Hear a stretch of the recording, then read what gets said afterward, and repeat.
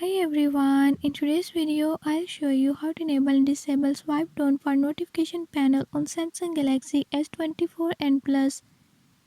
In this video I'm gonna show you how to enable and disable it. Before I start, if you are new to my channel, don't forget to subscribe and hit the bell icon. Watch complete video and learn how you can do it. Let's watch the video.